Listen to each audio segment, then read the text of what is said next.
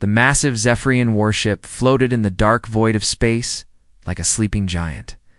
Its metal hull stretched for miles, covered in weapons that could destroy entire planets. Inside the ship's command center, Admiral Kextar studied the glowing screens in front of him. His 6 eyes moved quickly across the data, reading reports from scout ships that had returned from the outer rim of known space.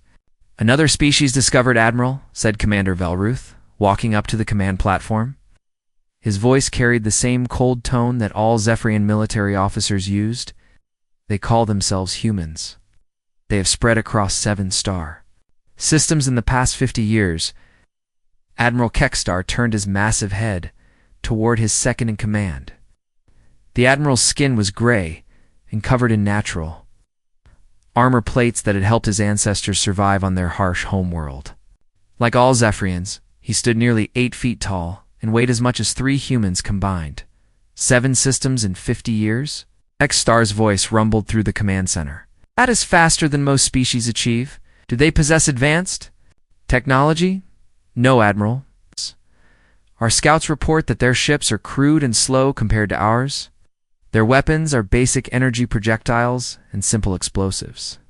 They appear to use a form of controlled fusion for power, but nothing approaching our quantum cores." Kextar studied the tactical display showing human space.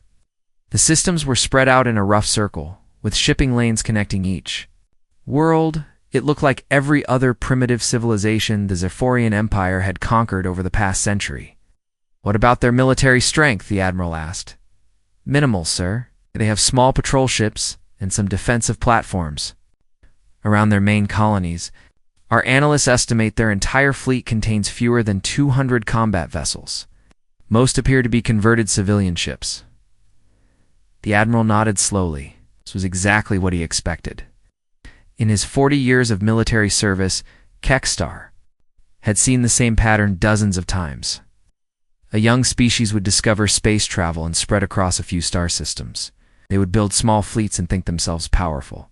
Then, the Zephyrian Empire would arrive. The species would either surrender immediately or be crushed within days. Meanwhile, in a different part of the galaxy, Captain Jake Sullivan sat in his chair aboard the human colony ship New Horizon. The ship was heading toward the newly established colony on Kepler Prime, carrying supplies and 3,000 new settlers. Jake had been in space for 15 years, first as a cargo pilot and then as captain of various civilian vessels. "Captain, we're receiving a priority message from Fleet Command," said his communications officer, Lieutenant Amy Rodriguez. She was young, maybe 25, with dark hair pulled back in a regulation ponytail. "Put it through, Amy." The main screen flickered and showed Admiral Patricia Hayes, commander of the human colonial fleet. She was in her 50s, with gray hair and the tired look of someone who had been dealing with too many problems for too long. "Jake, we've got a situation developing. Our long-range scouts have detected alien vessels at the edge of our territory. They've been watching us for the past 2 weeks. Jake felt his stomach drop. Humanity had always wondered when they would encounter other intelligent life. Most people hoped it would be peaceful, but the military had prepared for other possibilities. "Do we know about them, Admiral?" "Not much. Their ships are big, much bigger than ours. Dr. Lisa Martinez at the Xenobiology Institute thinks they might be conducting some kind of survey, but we can't be sure. I'm sending new orders to all civilian vessels. No ship travels alone anymore. And everyone stays within 2 jumps of a military patrol." Jake nodded. "Understood, Admiral. What about the colonies? Should we start evacuation procedures?" "Not yet, but make sure your people know what's happening. These aliens are hostile. Our colonies will be the first targets." Back on the Zephyrian. Flagship Admiral Kextar was meeting with the ship's war council. The large chamber was filled with his senior officers, all of them veterans of multiple conquest campaigns. The walls were covered with battle honors and the names of defeated species. "Humans have sent us a message," announced communications. "Chief Deximer. They claim to come in peace and wish to establish diplomatic relations." Several officers laughed at this. Commander Velruth shook his head in disgust. "Typical primitive response, Admiral. They think words will save them from superior force. Should we respond?" Kextar thought for a moment. "In his experienced species, that tried to negotiate were the easiest to defeat. They would waste time talking while the Zephyrian fleet moved into position. Then, when the inevitable surrender demand came, they would be too confused and frightened to organize effective resistance. Send them our standard response. They have one solar rotation to surrender all their worlds and submit to Zephyrian authority. If they refuse, we will take their territory by force. And if they agree to surrender? Asked Commander Velruth. Then, we will take their territory anyway, but it will be easier. The message was sent across the void of space, traveling faster than light through the quantum communication network that connected most of known space.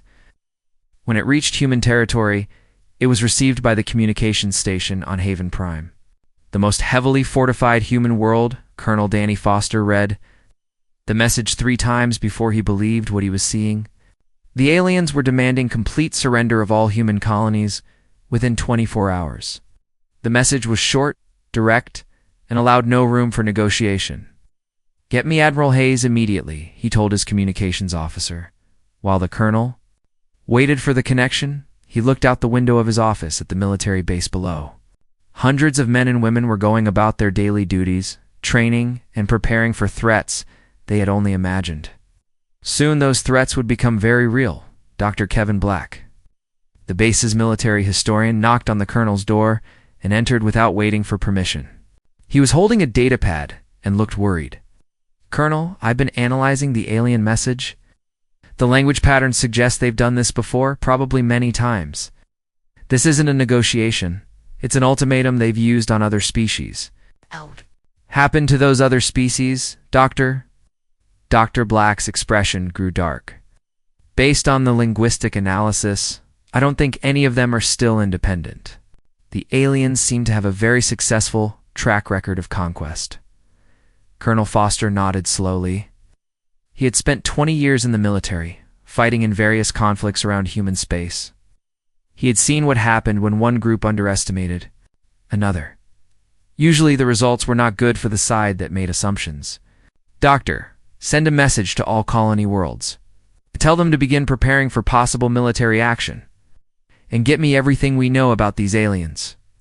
As the hours passed, both sides prepared for what seemed inevitable.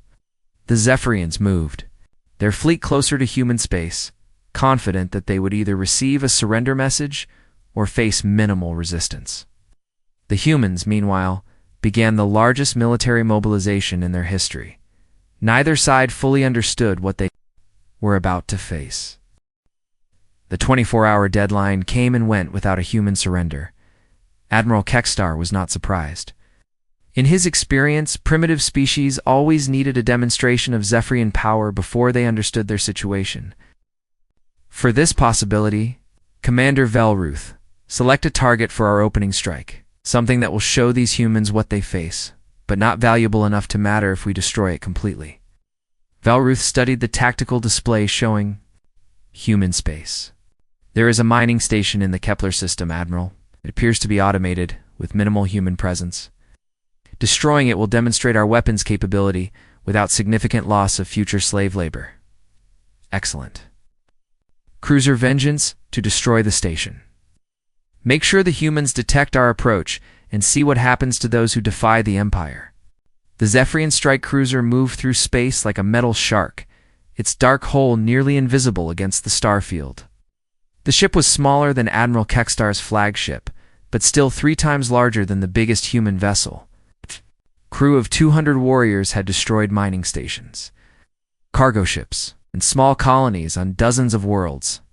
Captain Zekalon commanded the Vengeance with the cold efficiency that had made him one of the Empire's most feared ship commanders. He had never lost a battle, never retreated from an enemy, and never shown mercy to those who opposed Zephyrian rule. "Target acquired, Captain," reported his weapons officer. "Human mining station. Designated mining platform 7. No defensive. Systems detected. Estimated crew of 12 humans."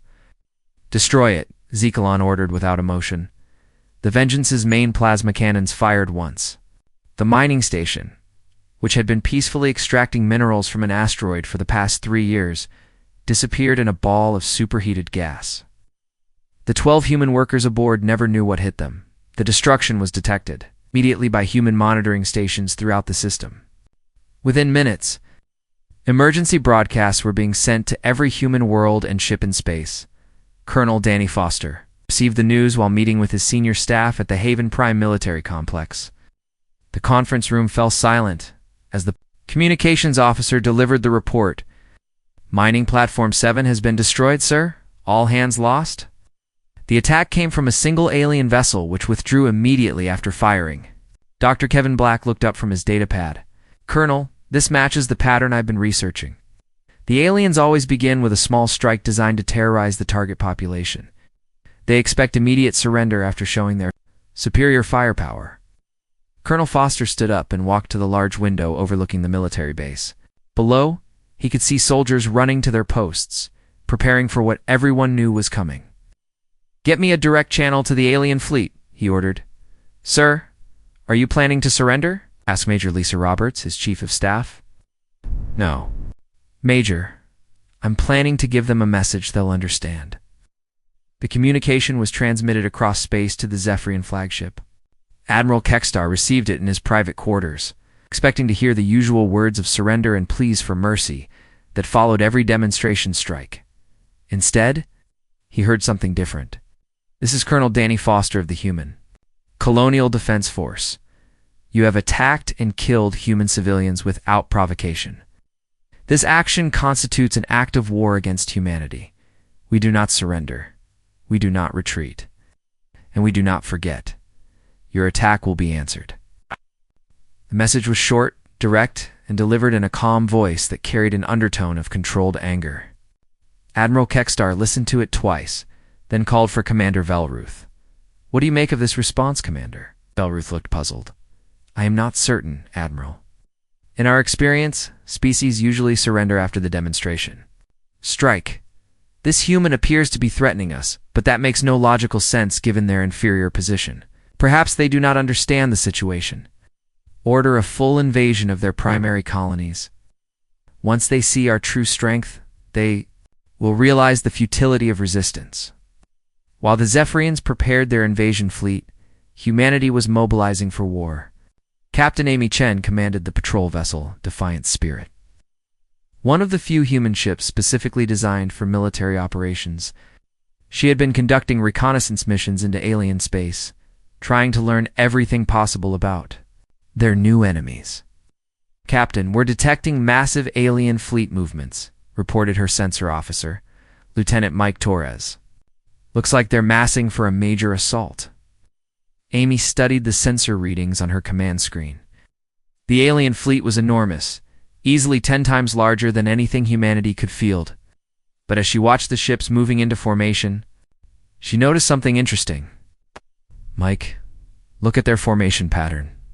They're arranging themselves in a perfect geometric pattern, like they're following some kind of textbook." "Yes, Captain. Very precise, very orderly. It's actually quite impressive." Amy frowned. In her 10 years of military service, she had learned that real combat was never orderly or predictable. Enemies who followed rigid patterns were often vulnerable to unconventional tactics. "Send a message to Fleet Command.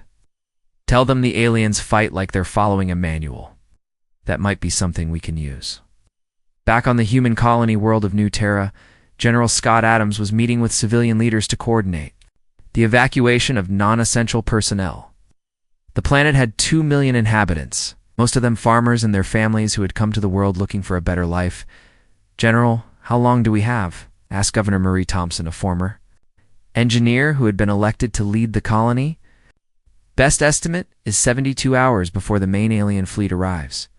We need to get the civilians to the emergency shelters or off-world entirely. What about fighting back? This is our home." General Adams looked at the governor with respect. She was not a soldier, but she understood what was at stake. "Ma'am, we're going to fight, but not the way they expect us to. Dr. Black's research suggests these aliens are used to fighting species that follow conventional military doctrine. Expect us to meet them ship to ship in open space, where their superior technology gives them every advantage. So what do we do instead? We disappear. We make them come looking for us. And when they do, we hit them where and when they don't expect it." The evacuation began immediately. Civilian transports lifted off from spaceports across the planet, carrying families to safety in the outer system. But not everyone left. Thousands of colonists volunteered to stay behind and fight, even though they had no military training. Sergeant Mike Johnson, former Earth military instructor, found himself training farmers and shopkeepers in basic combat tactics. Most of them had never held a weapon more dangerous than a hunting rifle. "Listen up, people," he told a group of 50 volunteers. "The aliens are bigger than us, stronger than us, and they have better weapons, but they don't know this planet like we do. They don't know our cities, our tunnels, our hiding places. It's our advantage." An older man raised his hand. "Sergeant, what if they just bomb us from orbit, and we make sure they have to come down here to get what they want? We're going to make this planet too expensive for them to conquer." As the hours passed, both sides prepared for the coming battle. The Zephyrians moved their massive fleet toward human space, confident that their overwhelming superiority would ensure a quick victory. The humans, meanwhile, prepared to teach their enemies a lesson about the cost of underestimating a determined opponent. Neither side fully understood what the other was capable of. The Zephyrians had never faced an enemy willing to sacrifice everything for freedom. The humans had never fought an enemy with such technological advantages. The stage was set for a conflict that would change both species forever. The Zephyrian invasion fleet arrived at New Terra exactly when their computers predicted. Admiral Kextar stood on the bridge of his flagship, watching the blue and green planet grow larger on the main screen. The world looked peaceful, with white clouds drifting over vast oceans and continents covered in green vegetation. "Begin scanning for human military installations," Kextar ordered. "Want to know the location of every defensive position before we begin the ground assault." The scanning officer worked at his station for several minutes before looking up with confusion. "Admiral, I am detecting very few active installations. Most of the planet's defense systems appear to be offline." "Offline? What do you mean?" "Defensive platforms are not powered up. The military bases show minimal energy signatures. It appears as if the humans have abandoned their positions." Commander Velruth studied the tactical display with growing suspicion. "Admiral, this could be a trap. Perhaps the humans are hiding their true strength." Kextar considered this possibility, but dismissed it quickly. "No, Commander. They have simply realized the futility of resistance. Order the first wave of ground forces to begin landing operations. Target the major population centers." "War, Commander." Zanlok led the ground assault from his command ship. He had conquered 6 worlds for the Empire and had never encountered serious resistance. His troops were equipped with the finest weapons and armor that Zephyrian technology could provide. Each warrior was strong enough to fight 5 humans at once. All units begin landing operations, secure the major cities, and establish control points. Any humans who resist are to be eliminated immediately. The first transport ships descended through New Terra's atmosphere like falling stars. They landed in the central squares of the planet's 3 largest cities, expecting to find crowds of frightened humans waiting to surrender. Instead, they found empty streets. Zenlok stepped out of his transport ship in the center of Capital City, the planet's largest urban area. The city was completely silent. No humans were visible anywhere. No vehicles moved on the streets.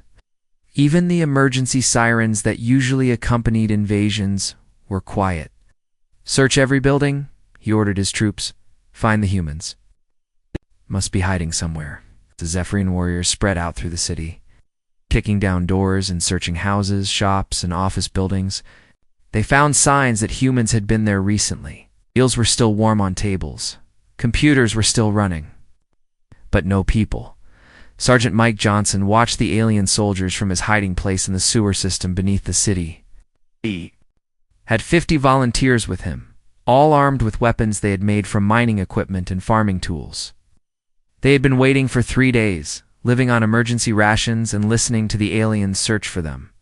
"Remember what I taught you?" he whispered to his team. "We don't fight them head-on. We hit them when they're not expecting it, then disappear before they can respond." The first ambush came when a group of 6 Zephyrian warriors entered an abandoned shopping center. They were searching for humans when the floor exploded beneath them. Johnson and his team had planted mining charges under the building's foundation, turning the entire structure into a trap. 3 of the alien warriors were killed instantly. The other 3 were wounded and confused, not understanding where the attack had come from. Before they could call for help, human fighters emerged from hidden positions and finished them off with improvised weapons. "Move to the next position," Johnson ordered. "They'll be here soon." The pattern repeated throughout the city. Zephyrian patrols would enter buildings and find them empty, and explosions would rock the structures or sniper fire would pick off individual warriors. Or carefully placed traps would eliminate entire squads, War Commander. Zanlock grew increasingly frustrated as his casualties mounted. "These humans are cowards. They refuse to fight with honor." "Sir, we have lost 43 warriors in the past 6 hours," reported his second-in-command. "The humans appear to be using guerrilla tactics. They strike quickly and then disappear. Then, we will force them to fight. Begin destroying the city block by block. When they see their homes burning, they will surrender." The order was given, and Zephyrian heavy weapons began reducing capital city to rubble. Buildings collapsed in clouds of dust and smoke. Streets were cratered by energy blasts. The beautiful human city began to look like a war zone, but the attacks on Zephyrian forces continued. In space, above the planet, Captain Alex Rivera commanded a small fleet of converted civilian ships. His vessels were former cargo haulers, passenger transports, and mining ships that had been hastily armed with whatever weapons the humans could find. "All ships begin attack. Run Alpha," Rivera ordered. "Remember, we're not trying to destroy their big ships. We're trying to confuse them and draw their attention away from the ground forces." The human fleet was pathetically small compared to the Zephyrian armada. Rivera's flagship was a converted or hauler that had been fitted with missile launchers. Originally designed for mining asteroids, his crew of 30 included former cargo pilots, mechanics, and even a few civilian volunteers who had never been in space combat before. "Captain, the alien fleet is moving to intercept us," reported his tactical officer, Lieutenant Jenny Martinez. "Good. Let them come. Execute evasive pattern Delta." Human ships scattered like a flock of birds, each one heading in a different direction. The Zephyrian fleet, trained to fight in formation, struggled to respond to the chaotic human tactics. Admiral Kekstar watched the battle from his command center with growing irritation. Why are they not fighting in formation? This is not how space combat is conducted. "Admiral, the human ships appear to be using civilian vessels. They have no standard military doctrine to follow," explained his tactical officer. "Then destroy them quickly. I want this distraction eliminated." But the human ships proved surprisingly difficult to catch. They were smaller and more maneuverable than Zephyrian warships. When the aliens tried to surround them, they would scatter in all directions. When the aliens tried to predict their movements, the humans would do something completely unexpected. Captain Rivera's ship was being chased by a Zephyrian cruiser, 3 times its size. The alien vessel was faster and more heavily armed, but Rivera had an advantage his enemy didn't understand. "Jenny, prepare the mining charges. When I give the signal, dump them all at once." "Captain, those charges aren't designed for space combat. They might not even explode properly. Trust me, I've been hauling ore for 15 years. I know how these things work." Rivera waited until the Zephyrian cruiser was close enough to use its boarding pods. Then he gave the signal. Hundreds of mining charges spilled out of his ship's cargo bay like a deadly cloud. Zephyrian captain, expecting conventional weapons, flew directly into the field of explosives. The charges detonated in a chain reaction. That crippled the alien cruiser and sent it spinning out of control. "All ships, did you see that?" Rivera broadcast to his fleet. "Is whatever you have. Mining charges, construction equipment, anything that explodes. These aliens don't know how to fight dirty." Ow. The space battle continued for hours, with neither side able to gain a decisive advantage. The Zephyrians had superior firepower, but the humans had superior flexibility. Every time the aliens thought they understood human tactics, humans would try something new. On the planet's surface, the situation was becoming desperate for the Zephyrian ground forces. They controlled the major cities, but only during daylight hours. At night, the humans would emerge from their hiding places and attack isolated outposts, supply convoys, and communication centers. Dr. Sam Parker worked from a hidden laboratory in the mountains outside Capital City. He had been studying pieces of Zephyrian equipment recovered from the battles, looking for weaknesses in their technology. "I think I found something," he announced to his team of volunteer researchers. "Their battle armor has a vulnerability in the power coupling system. If we can overload it with the right kind of electrical pulse, the whole suit will shut down." The information was quickly transmitted to resistance fighters throughout the planet. Within hours, human attacks began targeting the specific weak point in Zephyrian armor. Warriors who had seemed invincible suddenly found themselves trapped in powerless metal suits. The tide of battle was slowly turning, but both sides knew that the real test was yet to come. The Zephyrians still had overwhelming numerical superiority, and they were growing increasingly desperate. The humans were fighting for their survival, but they were running out of supplies and hiding places. Something had to give, and both sides knew it would happen soon. 3 months had passed since the Zephyrian invasion began.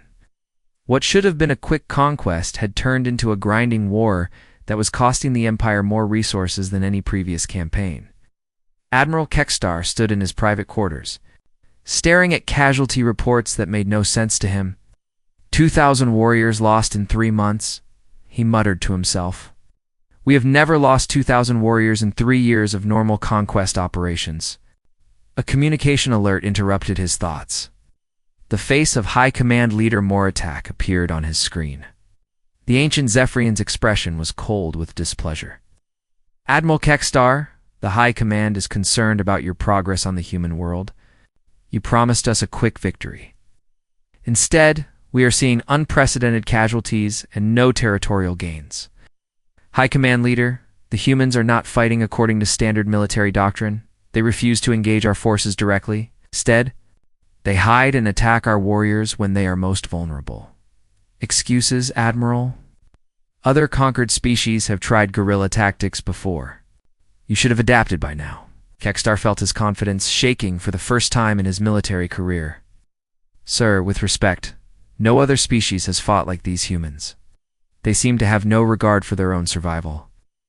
Single human destroyed one of our heavy tanks by running directly into it with a vehicle loaded with explosives. Increase your ground forces, Admiral.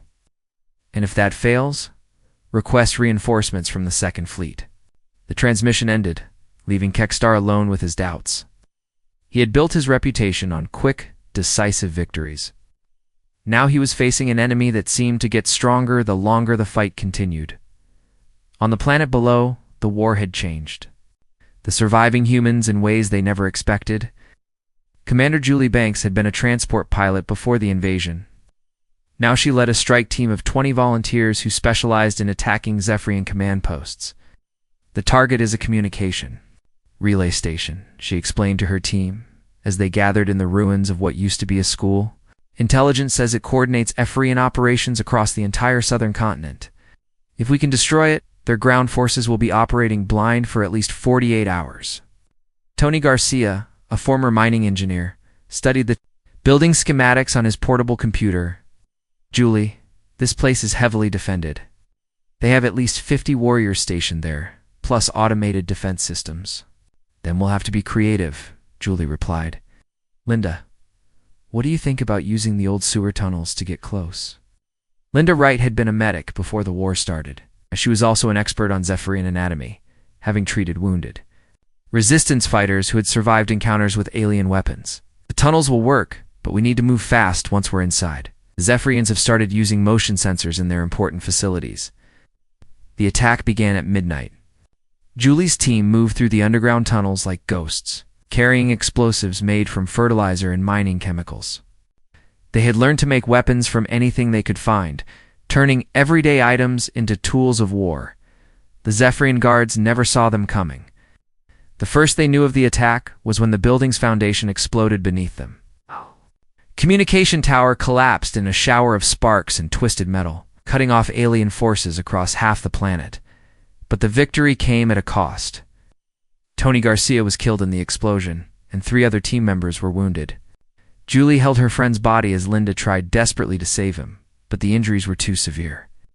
He knew the risks, Linda said quietly as they prepared to leave the area. We all do. Julie nodded, but something had changed inside her. The war was no longer just about survival. It had become personal. In space, the fighting had also intensified. Captain Greg Adams commanded a squadron of modified cargo ships that had been hunting Zephyrian supply convoys for 2 months. His crews had developed tactics that the alien fleet commanders found impossible to counter. Target acquired, reported. His sensor operator, Zephyrian supply ship, heading for the planet with ammunition and equipment. Good, signal the other ships. Attack pattern Charlie. Adam's squadron approached the supply ship from 6 different directions, making it impossible for the escorts to protect their charge. Each human ship carried different weapons, from modified mining lasers to improvised missile launchers. Zephyrians never knew what to expect. The supply ship was destroyed within minutes, taking with it enough ammunition to supply 1,000 warriors for a month. But as Adam's ships began to withdraw, they found themselves facing something new. Captain, massive energy signature approaching. It's bigger than their usual cruisers. War Prime Vexkull had arrived with his personal flagship and the most elite warriors in the Zephyrian Empire. The War Prime had conquered more worlds than any other military leader in Empire history. He had never failed to break enemy resistance. Humans have made fools of our regular forces, he announced to his crew. That ends today. Begin systematic bombardment of the planet's surface. If the humans want to hide, we will destroy every place they might be hiding. The bombardment began. Immediately. Zephyrian heavy weapons rained down on New Terra from orbit, turning forests into burning wastelands and reducing cities to radioactive craters. The attacks were designed to force the remaining humans into the open, where they could be hunted, down, and eliminated. But the humans had prepared for this possibility. Deep underground bunkers, built from mining tunnels and natural caves, sheltered thousands of civilians and resistance fighters. The surface might be burning, but humanity? Endured Colonel Beth Taylor had been studying Zephyrian tactics since the war began. She had noticed that the aliens always followed the same patterns, always made the same assumptions about their enemies. Now, she was going to use that knowledge against them. War Prime Vexkull has landed with his personal guard, she announced, to the resistance leaders gathered in the underground command center. Intelligence reports say he's established his headquarters in the ruins of Memorial High School. Why there? Asked one of the local commanders. Because it's symbolic. He wants to break our spirit by setting up his command post in a place where our children used to learn. But that's also his weakness. He's thinking like a conqueror, not like a soldier. Beth's plan was audacious. Instead of avoiding the war primes, forces, she would attack them directly. But not in the way he expected. We're going to surround his headquarters, she explained.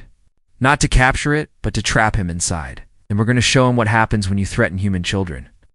The battle for Memorial High School began at dawn. Beth Taylor led 200 volunteers against the most elite warriors. In the Zephyrian Empire, humans had no advanced weapons, no superior armor, no technological advantages. What they had was something the Zephyrians had never encountered before. Absolute determination to protect their world and their future. The fighting was fierce and personal. Humans armed with improvised weapons faced alien warriors in powered armor. The battle raged through classrooms where children had once learned mathematics and history. Through hallways decorated with artwork and science projects, War Prime Vexkull found himself trapped in the school's gymnasium, facing enemies who refused to retreat, even when mortally wounded. He had seen species fight desperately before, but never like this. These humans seemed to draw strength from their wounds, becoming more dangerous as the battle continued. This is impossible, he growled to his bodyguards. No species fights like this. They should have broken by now. Outside the school, Beth Taylor coordinated the final assault. Half her force was dead or wounded, but the survivors kept fighting. They had learned something important about themselves during these long months of war. They were not just defending territory or resources. They were defending the idea that some things were worth dying for, that freedom was more important than survival, that the future of their children mattered more than their own lives. As the sun set over the burning remains of New Terra, both sides knew that something fundamental had changed. The Zephyrians were no longer fighting a conquest campaign. They were fighting for their survival against an enemy they finally understood was unlike anything they had ever faced. The humans had learned something too. They had discovered that they could endure anything, survive anything, and fight anything if the cause was just and the stakes were high enough. The war was far from over, but the outcome was no longer certain. The war did not end with a great battle or a dramatic surrender. Instead, it ended slowly, like air leaking from a damaged ship. Admiral Kextar received the recall order on a cold morning, 6 months after the fighting began. He read it 3 times before he understood what it meant. All Zephyrian forces are ordered to withdraw from human space immediately. The conquest of Earth species designated humans is hereby terminated.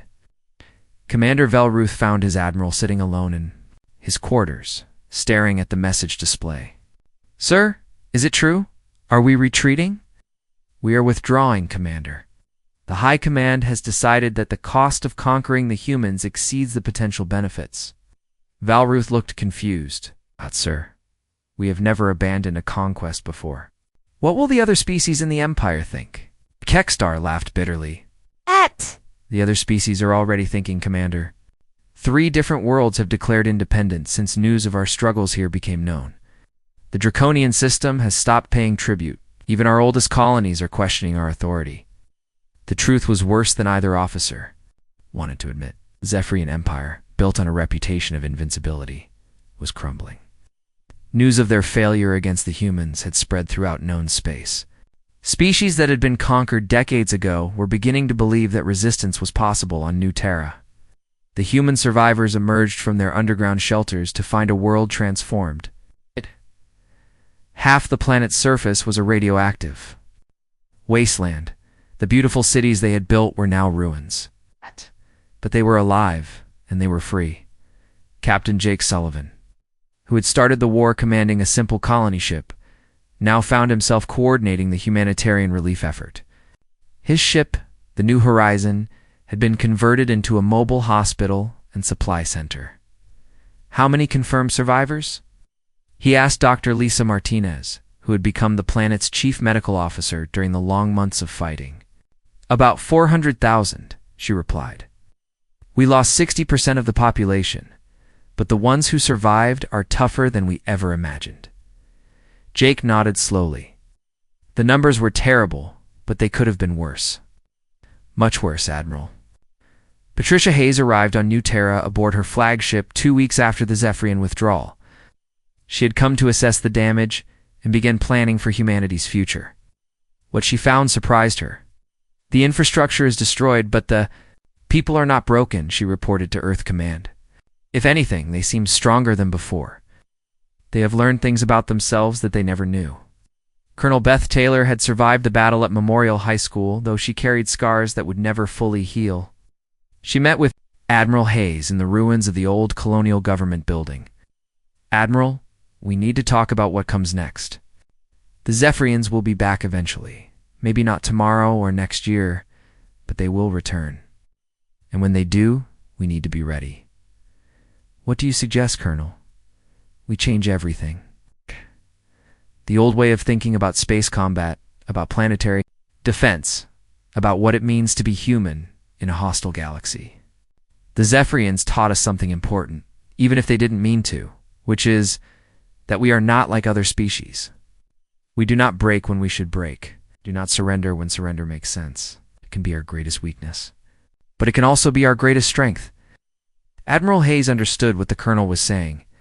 Humanity had learned that they could survive anything, endure anything, and fight anything if the stakes were high enough. But they had also learned the terrible cost of such determination. 6 months later, Dr. Helen Moore led the first human diplomatic mission to what remained of Zephyrian space. The Empire was fragmenting, with different sectors declaring independence, or forming new alliances. The humans came not as conquerors, but as mediators. "Why do you want to help us?"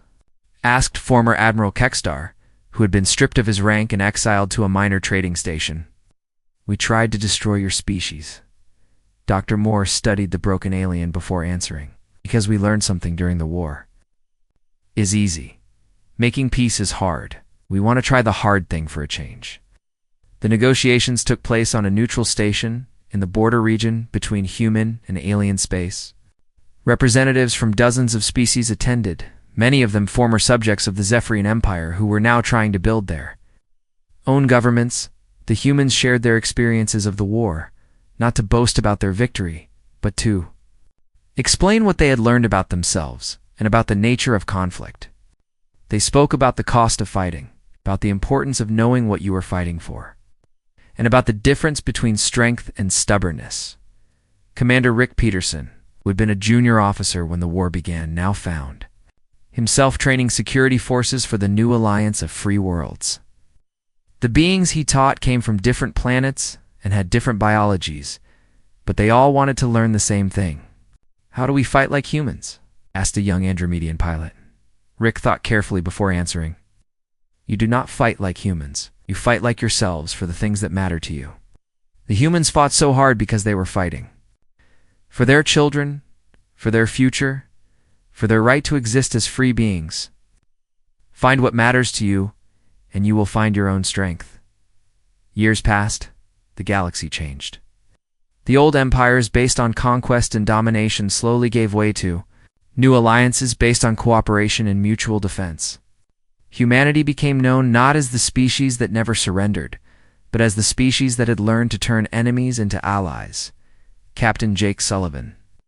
Now an old man often visited the memorial that had been built where Memorial High School once stood. The monument bore the names of all those who had died in the war, human and alien alike.